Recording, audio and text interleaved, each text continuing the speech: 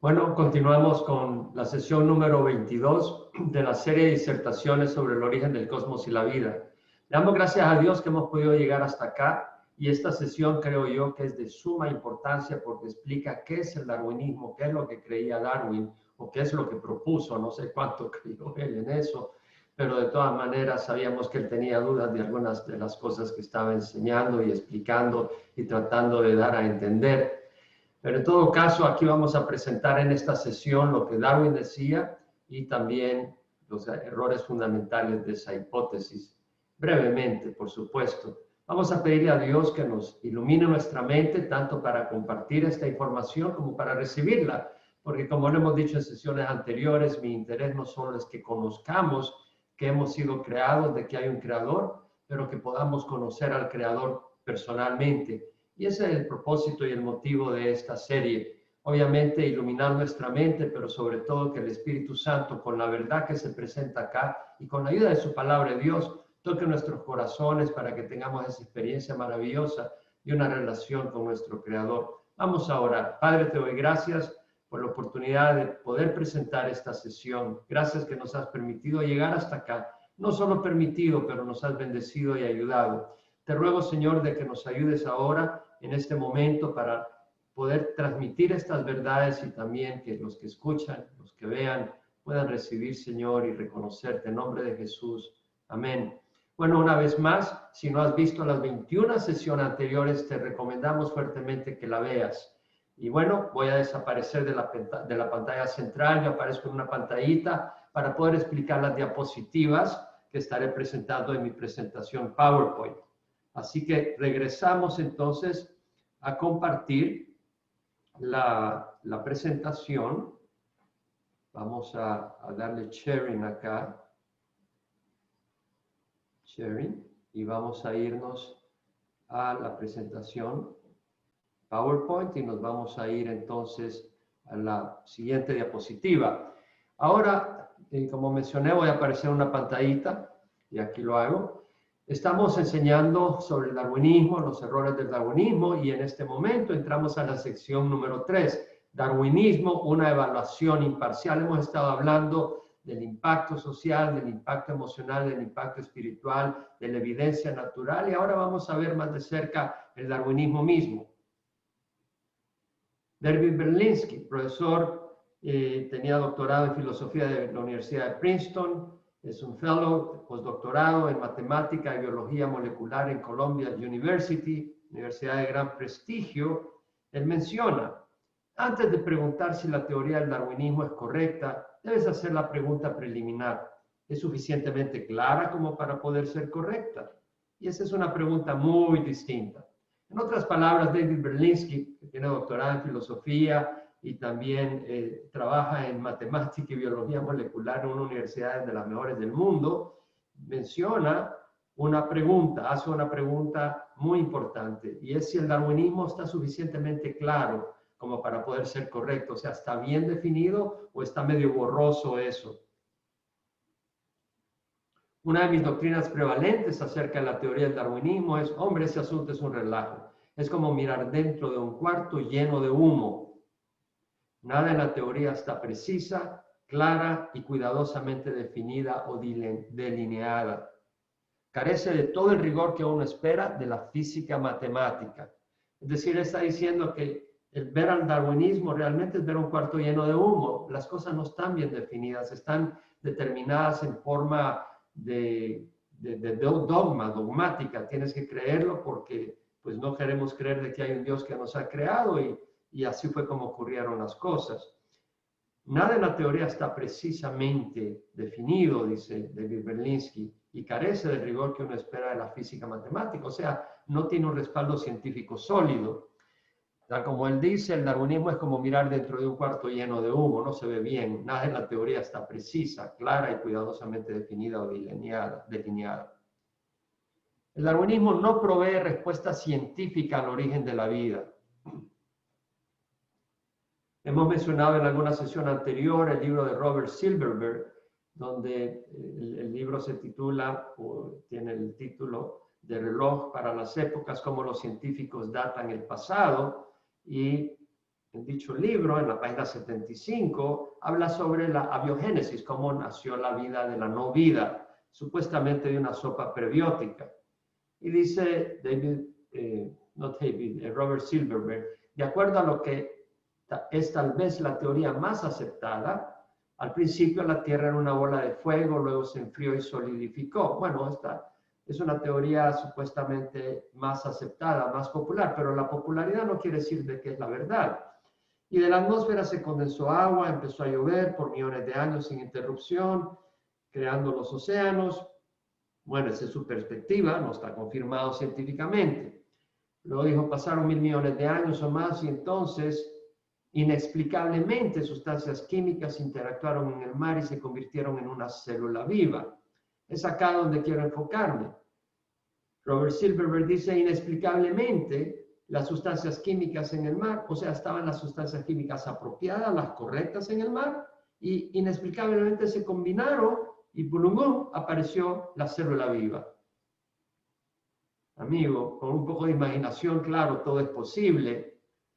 La princesa o la joven puede besar a la rana y tener a su príncipe azul también. Es igual de imaginable, pero de insólito, inaceptable. Michael Denton, en su libro Teoría en Crisis, Evolución, una teoría en crisis. Bueno, ¿quién es Michael Denton? Sería bueno introducirlo. Él es investigador senior en genética molecular humana en la Universidad de Otago, Nueva Zelanda. Y él menciona en su libro Evolución, una teoría en crisis, considerando la manera en que se hace mención a la sopa prebiótica, es decir, la sopa de la cual apareció la vida por casualidad. En tantas discusiones sobre el origen de la vida, como si fuera un hecho bien establecido, resulta algo impactante darse cuenta que no hay absolutamente ninguna evidencia positiva de su existencia. Es decir, no hay evidencia positiva de que haya existido en el mar una combinación de sustancias químicas apropiadas para poder generar la vida por casualidad. Ni siquiera existe la evidencia que existían estas sustancias químicas en el océano. Existe la hipótesis, pero no la evidencia confirmada. Él menciona además lo complejo que son las células. Dice, la biología molecular ha demostrado que aún el más sencillo de los sistemas vivos en la Tierra en la actualidad, las células bacterianas, son excesivamente complejas. Una célula no es cualquier cosa. Y hemos enseñado sobre la célula en sesiones anteriores. Las más diminutas son increíblemente pequeñas. Las bacterias más pequeñas pesan menos de una bionésima de gramo. O sea, menos de una milonésima de gramo, sino una milonésima de gramo. Es infinitamente pequeña. Cada una de ellas es en efecto una fábrica miniatura genuina, conteniendo miles de piezas de maquinaria molecular intricadas, exquisitamente diseñadas, consistente de 100.000 millones de átomos, mucha más complicada que cualquier máquina construida por el ser humano, absolutamente sin paralelo en el mundo inanimado. Entonces, Michael Denton menciona que la bacteria más sencilla, que pesa menos de agarras un gramo y lo divides en 1.000.000 de partes y luego esa parte la divides en 1.000.000 de partes, eso es lo que pesa una bacteria. Y dice, es más complicada que cualquier máquina construida por el ser humano. Sus componentes muestran diseño profundos, complejos.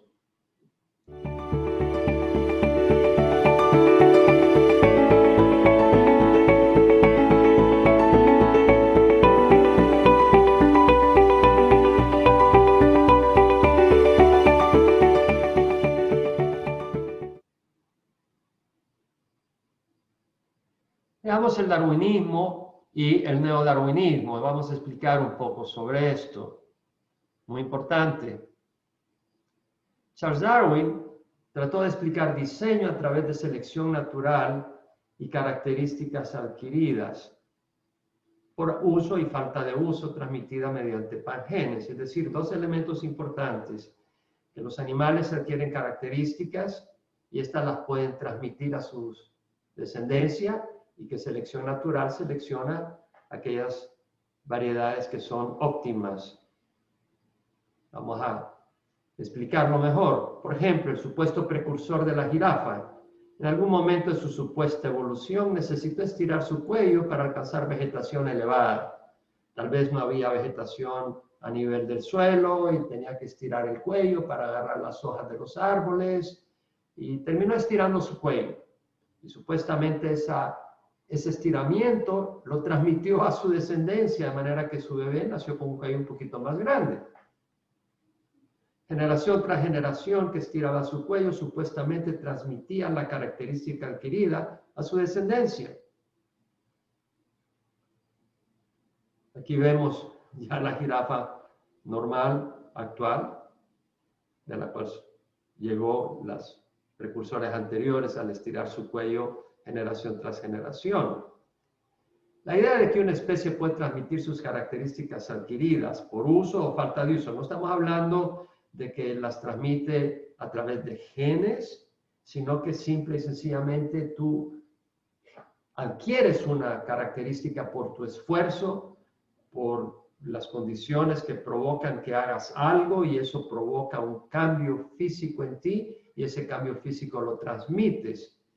Y eso ayudó a que las especies evolucionaran. Bueno, esa no fue una idea original de Darwin. De hecho, Jean-Baptiste Lamarck, era un naturista francés, siglo XVIII, abrazó la idea que los organismos podían heredar las características adquiridas de su padre y de esa manera ir cambiando. Es decir, si tú adquieres músculo fuerte, que le vas a transmitir eso a sus bebés. En fin, esa es la idea. Y es cierto que en Asia y África algunas tribus usan anillos en sus cuellos para dar la apariencia de un cuello elongado que se aprecia y se admira.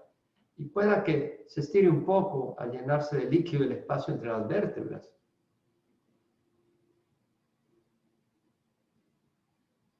Pero sus hijos no nacen con el cuello más largo. Podrás estirarte todo lo que quieras el cuello, bueno, te puede matar, pero si logras estirarlo un poco, bueno, las vértebras no se estiran, pero el líquido entre las vértebras se puede llenar de líquido, empujando un poco y estirando un poquito el cuello, pero esa característica no la vas a transmitir a tus hijos. Podrás hacer muchas pesas, pero tus hijos no nacerán con gran musculatura. Darwin propuso que las características adquiridas se transmiten por pangenes, otro concepto imaginario, no derivado de la experiencia verificada experimentalmente. Ante la falta de evidencia concreta, tuvo que especular cómo se transmitían las características adquiridas. Él dice, bueno, tú adquieres una característica y la transmites, pero ¿cómo? Especuló que cada parte del cuerpo produce partículas que, llevadas por el sistema circulatorio a los órganos reproductivos, transmiten las nuevas características a la descendencia. La idea de pangenes tampoco fue un concepto original de Darwin, se remonta a hace 2500 años. Fue un concepto de Hipócrates, el filósofo griego. Pangénesis es un concepto de Hipócrates. La palabra pan quiere decir todo, génesis, origen, el origen de todo. Y él, conocido como el padre de la medicina, planteó la hipótesis conocida como pangénesis, en que los órganos del padre y de la madre sueltan semillas invisibles, los distintos órganos, miembros, los cuales serán componentes miniatura y que son transmitidos durante el acto sexual y se ensamblan en el vientre de la madre para formar el bebé. Tienen los pedacitos, miniaturas de parte del padre se transmite y de parte de la madre se unen en el vientre de la madre y tienes al bebé. Pangénesis. Bueno, Darwin escribió que la pangénesis de Hipócrates era casi idéntica a la mía, es decir, el concepto era similar. Entonces él piensa que el cuerpo humano genera partículas cuando tú adquieres una característica y esas partículas se transmiten por el sistema circulatorio a los órganos reproductivos y cuando te unes a tu pareja y ya el bebé va a llevar esas características que has adquirido. Entonces, Darwin combinó pangénesis, el concepto de que podías transmitir características adquiridas, con el concepto de selección natural. La mayoría de la gente ha oído esto de selección natural. En selección natural, la idea es que entre las especies, aquellas mejor equipadas para sobrevivir en su medio ambiente son las que sobreviven. Por ejemplo, en el Polo Norte, un perro San Bernardo tiene más probabilidad de sobrevivir que un chihuahua. Pobre chihuahua en el Polo Norte, en el frío, creo que no tiene muchas probabilidades de sobrevivir. Selección natural. Los animales tienen que competir por los recursos naturales o por las hembras, por lo que los más fuertes desplazan a los más débiles. De ahí que selección natural se conoce también con el término de supervivencia del más fuerte. Aquellos animales que son más fuertes atacan a los más débiles para poder agarrar sus hembras su descendencia es de los más fuertes o por alimento los desplazan y entonces así van escogiéndose las mejores expresiones de las especies y así supuestamente van evolucionando. Entonces, consideremos el darwinismo. Supuestamente, las características adquiridas por uso o falta de uso se heredan. Sabemos que no es cierto. Las pesas, tu hijo no va a nacer con un bíceps más fuerte. Te estiras un poco el cuello, tu bebé no va a nacer con el cuello estirado. Los padres transmiten supuestamente las características adquiridas por medio de pangenes a los órganos reproductores y esto es a la nueva criatura. Bueno, sabemos que eso no es cierto. O sea, cualquier característica que tú adquieras no la vas a transmitir a tu bebé por medio de pangenes. O sea, no hay pangenes, no existe eso. Es simplemente una idea que se ha probado falsa. Y el darwinismo descansa en el concepto de selección natural, que la naturaleza selecciona las especies más fuertes, filtrando las más débiles, convirtiéndose así en un mecanismo clave de evolución de las especies. Pero eso no es cierto, y voy a aclararlo. Dios creó cada tipo de animal y planta con gran variedad genética. Distintas combinaciones genéticas son posibles. Dentro de las combinaciones están mezclas genéticas que vienen de los padres, del padre y de la madre, pero esos genes ya existían, no evolucionaron. Y distintas combinaciones genéticas son posibles, de manera que resultan distintas variaciones que prosperan en distintos medios ambientes, pero los genes ya existían por creación. Si está lloviendo y sacas el paraguas,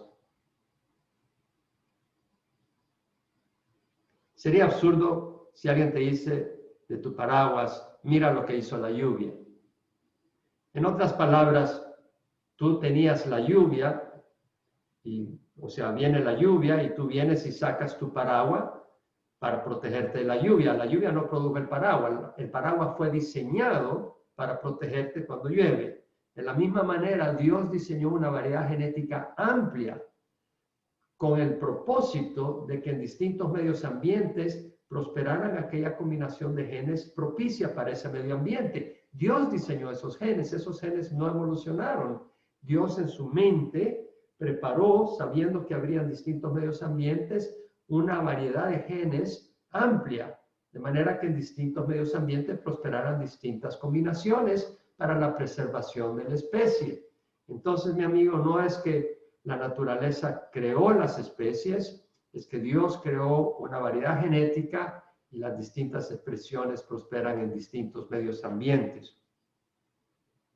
Dios creó, vuelvo a mencionarlo acá, Dios creó cada tipo de animal y planta con gran variedad genética.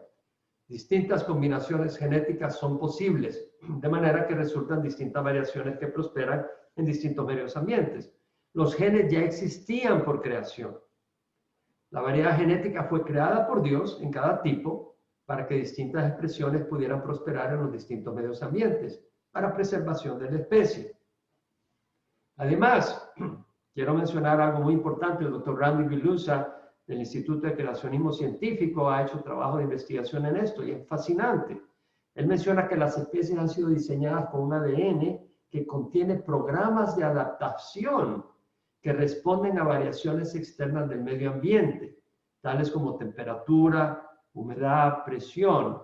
Lo que quiere decir es de que en los distintos organismos hay sensores biomoleculares que responden a cambios de temperatura, de presión, de humedad, de distintos aspectos de la naturaleza. Esos sensores perciben y esa información la transmiten al ADN a través de los mecanismos biológicos que Dios ha diseñado, y el ADN activa aquellas secciones, aquellos genes que van a generar cambios.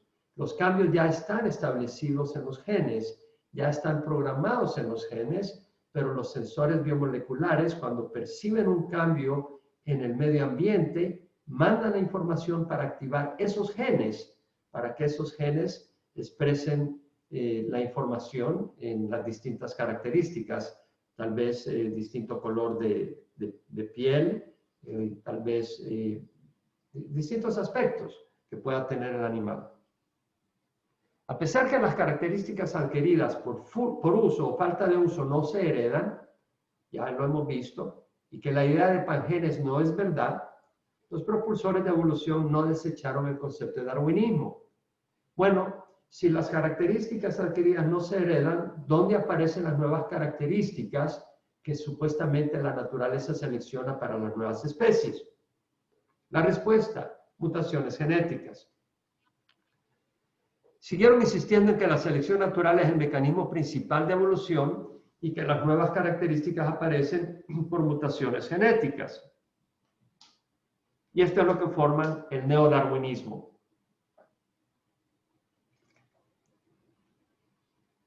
En el neodarwinismo tenemos entonces que el diseño se explica a través de selección natural y mutaciones genéticas que son fortuitas y ascendentes, no son programadas. Pero las mutaciones genéticas no ayudan, dañan. Son descendentes. Cuando vas al hospital y te dicen, bueno, tu hijo nació con una mutación genética, tú no lo celebras porque sabes que las mutaciones son degenerativas. Causan cambios degenerativos descendentes, no ascendentes. Muy importante. En el libro del doctor Gary Parker tiene un doctorado en biología, ha sido catedrático en universidades. De hecho, escribió libros sobre evolución antes de convertirse a Cristo y luego de analizar cuidadosamente la hipótesis de evolución, darse cuenta que está falsa. Y en el libro What is Creation Science, que escribió con el doctor Henry Morris, menciona que las mutaciones son reales. Es obvio que hay mutaciones, pero no apuntan a la creación, sino a la corrupción del orden creado por medio del tiempo y la casualidad. Las mutaciones no crean, sino que corrompen. Casi cada mutación que se conoce está identificada por la enfermedad o la normalidad que causa. Las mutaciones genéticas deterioran, no evolucionan al ser humano. Cada generación experimenta mutaciones genéticas, ya sea por errores de duplicación del ADN, por el efecto del medio ambiente, por los rayos ultravioleta, por sustancias químicas. La naturaleza no filtra la mayoría de dichas mutaciones, de manera que se transmiten a los descendientes. ¿Cuántas personas tienen enfermedades que son genéticas, que las han heredado, son congénitas, y las han heredado de sus padres? Y esas enfermedades no se filtran, se van transmitiendo a los siguientes hijos, a los descendientes, que continúa la rama de corrupción genética. La carga genética va acumulándose de generación en generación, llevando al ser humano hacia su extinción, no a su evolución. Es decir, cada generación tiene una carga genética mayor, tiene un mayor porcentaje del ADN corrupto, dañado y que no está de acuerdo al origen, al plan original. Esto es lo que le llaman entropía genética, es decir, el desorden dentro del ADN. O sea, ha sido creado con un orden perfecto, pero se ha ido degenerando con el tiempo. La entropía genética destruiría al ser humano en menos de 50.000 años, dice el doctor John Sanford, que tiene un doctorado en genética y fitomejoramiento, biología. Él es profesor de Cornell, fue profesor de Cornell y ha escrito más de 100 publicaciones científicas. Tiene bases para explicar esto. De nuevo, la entropía genética, el deterioro del ADN de generación en generación que se va acumulando, en 50.000 años el ser humano va a estar extinto. Entonces el ser humano no puede tener cientos de miles de años en la Tierra. Supuestamente tiene 200.000 años en la Tierra, el Homo sapiens. Bueno, en 50.000 años se acabaría el ser humano. La entropía genética destruiría al ser humano en menos de 50.000 años, dice el doctor Sanford. La mayoría de las mutaciones genéticas se van acumulando sin ser filtradas por medio ambiente, conduciendo a la extinción. La evolución no puede explicar la presencia de genes huérfanos en cada especie. Este es otro concepto que menciona el doctor John Sanford. Genes huérfanos son genes que no están en los antecesores. Es decir, en todas las especies hay genes que no existían en sus supuestos antecesores de acuerdo a la hipótesis evolucionista de Darwin. Entonces, ¿de dónde aparecieron esos genes? De una especie a la otra de repente aparece un gen nuevo, sin un antecesor, y un gen completo, perfecto, que logra una característica perfecta. No hay una explicación lógica para eso. Las mutaciones causan pánico. Casi toda mutación se conoce por la normalidad que produce. El deterioro de la ozonosfera, los accidentes en plantas nucleares eléctricas como Chernóbil, Fukushima, cuando fue el terremoto. Las mutaciones genéticas son resultado de esto, de accidentes nucleares. Cuando vas a tomarte rayos X, el técnico, el radiólogo, se pone un protector de plomo porque los rayos X van a producir mutaciones genéticas que van a conllevar al cáncer.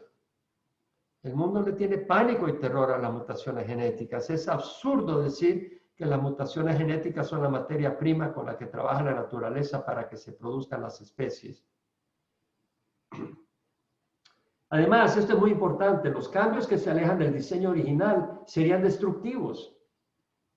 Si un animal experimentara cambios graduales genéticos ascendentes, estaría en desventaja.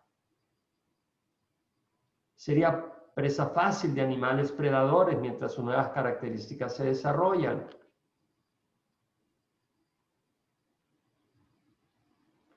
Las desviaciones naturales fundamentales serían destructivas. Supuestamente de los reptiles, de un tipo de dinosaurio, aparecieron las aves. Pero esto no es lógico.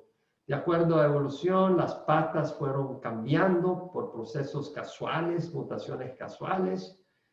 Y tenemos un reptil y tuvo un error en su código genético al duplicarse el ADN y el bebé nació con una pata deformada.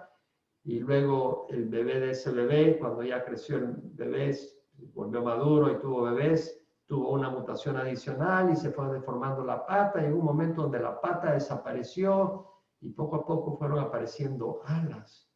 ¿Qué concepto más absurdo al que la humanidad ha llegado a sujetar su mente.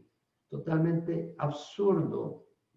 Claro, cuando nosotros cerramos los ojos a la luz, nos quedamos en oscuridad. Pero bueno, eso es lo que enseña evolución. Las patas evolucionaron a alas y las escamas se convirtieron en plumas. Las plumas son algo impresionante, no es algo así nomás. Esto no tiene lógica. Cambios que se alejan del diseño original serían destructivos. Las aves no pudieron proceder de los reptiles porque en lo que la ave, en lo que el reptil está cambiando, hay un momento donde las patas dejan de ser patas, pero todavía no son alas.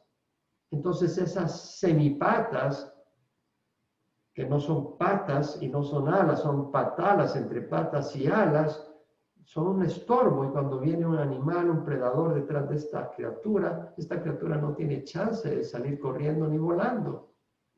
Desaparecería. Los animales en transición habrían tenido serias desventajas. Habrían sido más torpes, pues sus alas en formación no hubieran sido funcionales y siendo estorbo habrían desaparecido. Las aves jamás hubieran existido si dependieran de la evolución de los reptiles. Luis Agassiz, profesor de zoología y geología de la Universidad de Harvard, contemporáneo con Darwin, en una carta a Fritz Müller, menciona: lejos de haber sido atraído a la teoría darwiniana, todos mis estudios y toda mi experiencia hasta ahora me han conducido en la dirección opuesta. Aquí vemos un profesor de Harvard que piensa claramente y dice: la idea de Darwin no tiene sentido, no tiene bases en la naturaleza, es contrario a la evidencia. Él menciona: no es cierto que una pequeña variación que se va acumulando entre generaciones sucesivas se va incrementando hasta que la diferencia alcanza una distinción específica, un nuevo miembro, un nuevo órgano. Al contrario, es un hecho que las variaciones extremas al final desaparecen como una monstruosidad o la criatura regresa a su diseño original. Pensar que las mutaciones genéticas crearon el cerebro humano de una ameba es absurdo. Por favor, abre los ojos. Algunos mencionan la anemia falciforme como ejemplo de una mutación beneficiosa en nuestros tiempos. Se apoyan en ese ejemplo para defender evolución, neodarwinismo, que las mutaciones genéticas son la materia prima con la que trabaja la naturaleza para producir especies superiores por selección natural.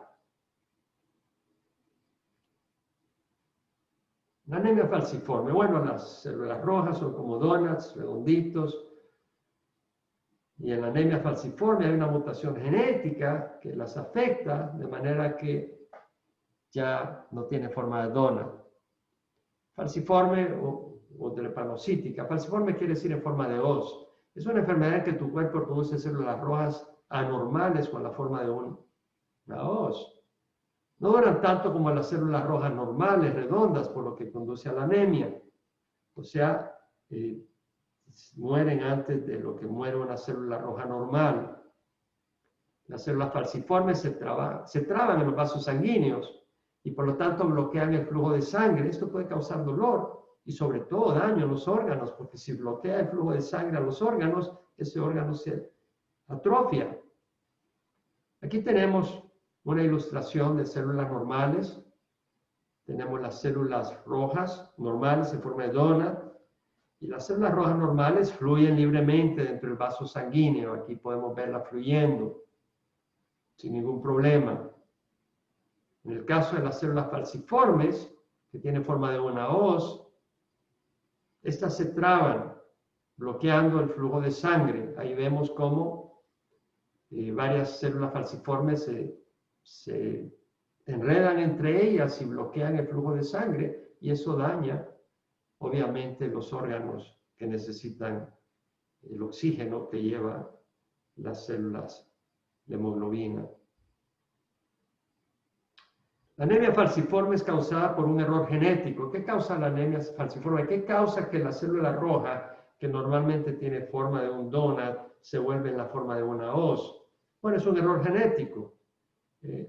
La proteína de la hemoglobina, hay un aminoácido equivocado en la célula falciforme y por lo tanto la hemoglobina tiene una forma distinta causa una deformación en los glóbulos rojos y en vez de tener la forma de un donut, tiene la forma de una hoz.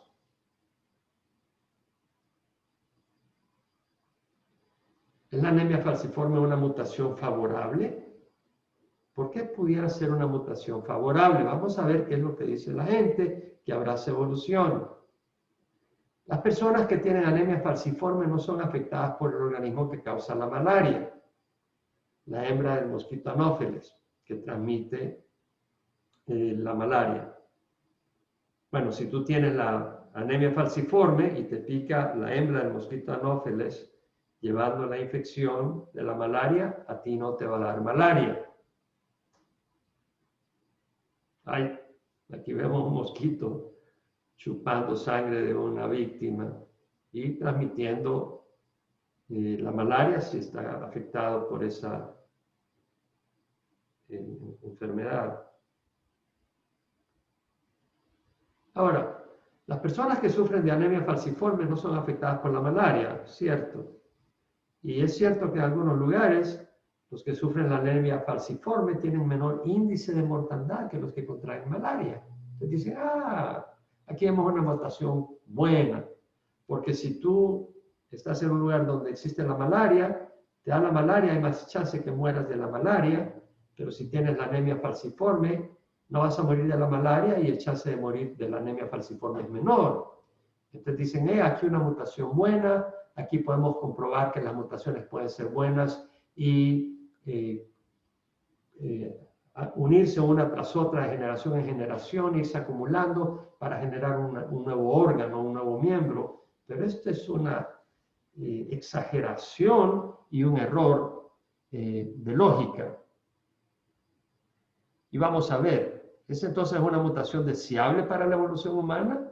Por el hecho de que si estás en un lugar donde hay malaria, la anemia falciforme te protege, vas a ser tu candidato para que te den anemia falciforme. Te van a poner una vacuna donde te van a producir anemia falciforme. ¿Tú te pondrías de voluntario? Yo no me pondría voluntario.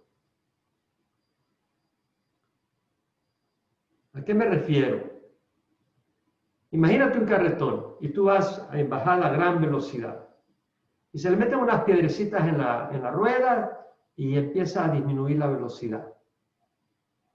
¿Descubriste entonces un método para que ese carretón vuele?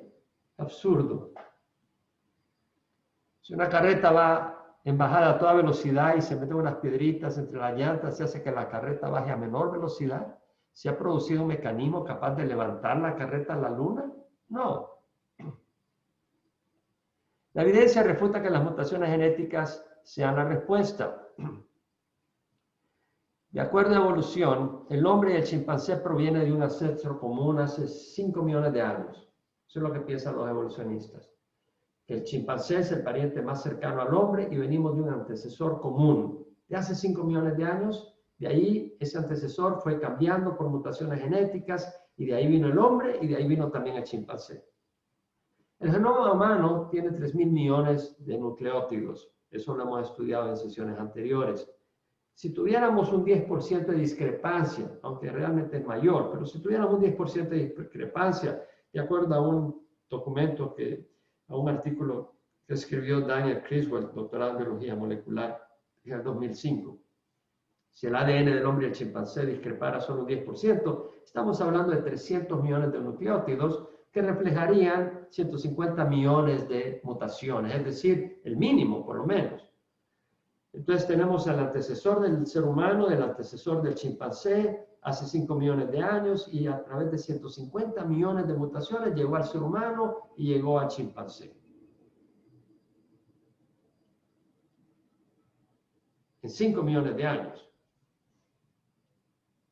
Ahora, si cada generación dura 20 años, para tener 5 millones de años necesitas 250.000 generaciones. Estamos hablando de que hubieron 150 millones de mutaciones en 250.000 generaciones. Eso representa 600 mutaciones en cada una de las generaciones.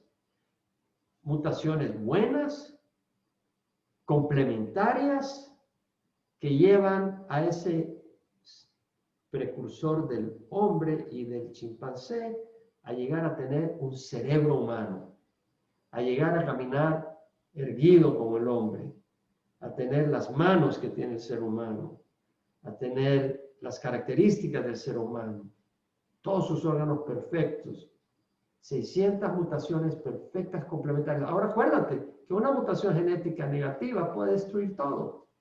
Sin embargo, estamos asumiendo que se producen 600 mutaciones buenas y ninguna negativa que destruya al ser humano por 250.000 generaciones. Es absurdo. No hay evidencia que muestre que esto es posible. 600 mutaciones benéficas en cada una de 250.000 generaciones sucesivas para llegar al hombre y al chimpancé de un ancestro común es imposible. Ahí tenemos a un simio y ahí tenemos a un ser humano.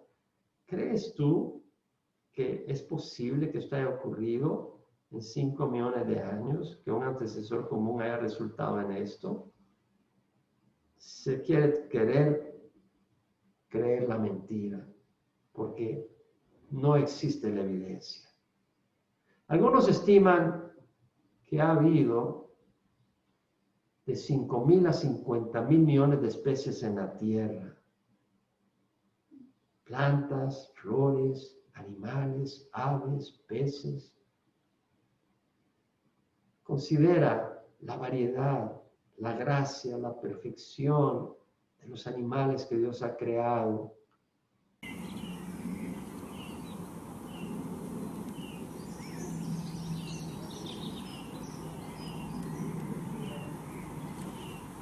Considera al pájaro carpintero con un pico duro que le permite perforar, con patas que le permiten estar parado verticalmente sin irse para atrás, con una lengua que le permite explorar y sacar los animalitos que están escondidos en la corteza del árbol, y con un cerebro protegido, acolchonado para que cuando esté golpeando el palo no se destruya su cerebro, sus sesos.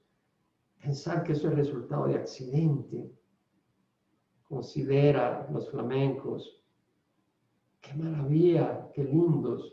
Su color, su gracia. Considera los cisnes. Aves hermosas que Dios ha creado. O ve al mar y mira la tortuga del mar. Con qué gracia se mueve.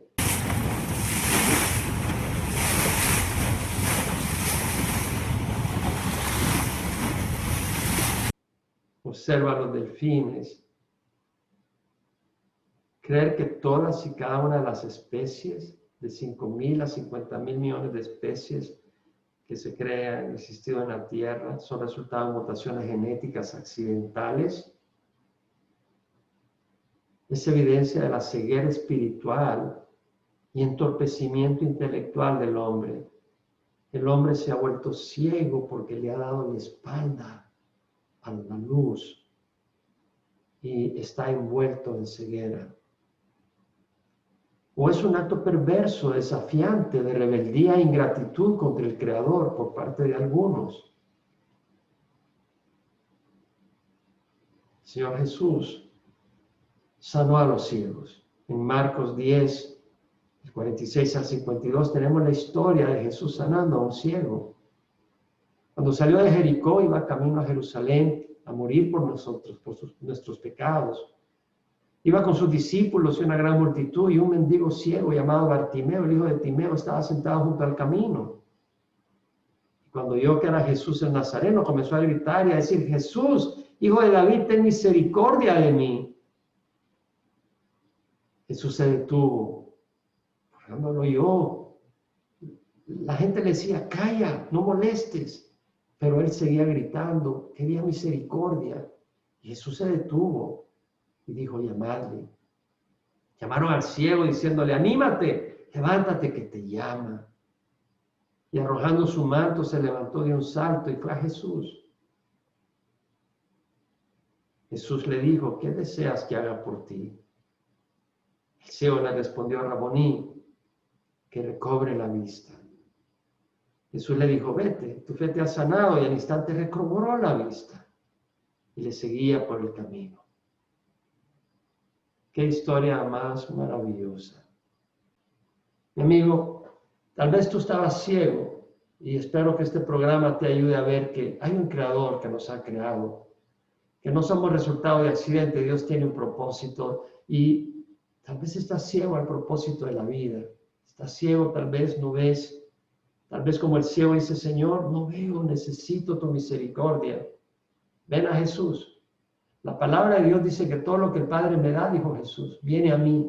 Y el que viene a mí de ninguna manera, de ningún modo lo echaré afuera, porque yo he descendido del cielo no para hacer mi voluntad, sino la voluntad del que me envió. Y esta es la voluntad del que me envió, que todo lo que me ha dado, yo no pierda nada, sino que yo lo resucite en el día final, porque la voluntad de mi Padre es que todo el que ve al Hijo y cree en Él, tenga vida eterna, y yo mismo lo resucitaré en el día final. Yo te invito, amigo, a que pongas tu fe en Jesucristo, el Hijo de Dios. Dice la palabra, que la palabra que hablamos está cerca de tu boca y de tu corazón. Que si crees en tu corazón que Dios resucitó a Jesucristo de la muerte y con tu boca lo confiesas como Señor de tu vida, serás salvo. Porque con la boca se confiesa para salvación, con el corazón se cree para ser declarado justo. Y todo el que cree en Él jamás será avergonzado. No podemos ser justos con nuestras obras porque todos hemos fallado y fallamos. Pero Jesús en la cruz derramó su sangre por nosotros. Y con esa sangre Él paga por nuestros pecados y nos declara justos. Hayas hecho asesinado, cometido inmoralidad, robado, hecho las peores cosas que te puedas imaginar o que hayas hecho, el Señor te perdona. Su sangre es suficiente, es un pago perfecto, porque Él es perfecto, no tenía por qué morir. El perfecto murió por el imperfecto para que el imperfecto reciba la justicia, el derecho que tiene el perfecto, el derecho al reino de los cielos. Lo que tienes que hacer es creer, querer creer, porque la evidencia está ahí. Dios mandó a su Espíritu Santo para confirmar en nuestro corazón que Jesús vive. Tú no vas a decirle a Jesús que reine tu corazón si no crees que Él vive, pero el Espíritu está aquí para confirmarte que Él vive. Y la evidencia histórica y natural lo confirma. Y lo que necesitas hacer es recibirlo como Señor de tu vida. Señor de tu vida quiere decir, Señor, guíame. Y Él nos ha dado su palabra para guiarnos y su Espíritu Santo, pero tienes que estar dispuesto a dejar que Él ocupe el trono de tu corazón. No ser tú quien gobierna tu vida, pero como un hijo que necesita la guía de un padre, como una oveja que necesita la protección y la guía de un pastor, vienes a Jesús. Te invito a que recibas a Jesús conmigo. Ora conmigo. Padre, te ruego perdón por mis pecados. Creo que tú has creado el universo por el poder de tu palabra, como lo dice tu palabra. Y hoy recibo a Jesús como mi Señor y mi Salvador. Gracias por morir, Señor Jesús, en la cruz por mí. Dame tu Espíritu Santo para conocer tu palabra, conocerte a ti y tu voluntad. En nombre de Jesús. Amén. Si has orado, el Señor entra en tu vida. Él te quiere guiar con su Espíritu y su palabra. La palabra de Dios, léela, búscala. Congrégate con un grupo de creyentes que aman a Dios y usan su palabra. Se basan en su palabra, no en tradiciones muertas de hombres, pero en la palabra viva de Dios. Bueno, voy a regresar a compartir la pantalla porque quiero regresar a la última diapositiva que precede a nuestra información sobre nuestra página web. Te recomendamos que veas nuestra página web, herbela.com. Tenemos material gratis que puedes bajar. Ahí está nuestro libro Génesis, el origen del cosmos y la vida, y otros materiales que puedes bajar gratis. Y también en la Amazon.com tenemos algunos de nuestros materiales. Te animamos, pues, a que investigues en nuestra página web. Aquí terminamos nuestra sesión 22. Con la ayuda del Señor, continuaremos en la sesión 23, en la próxima. Y hasta la próxima, el Señor te bendiga y no dejes de compartir esta información y esta noticia con otros. Hasta la próxima. Gracias por acompañarnos.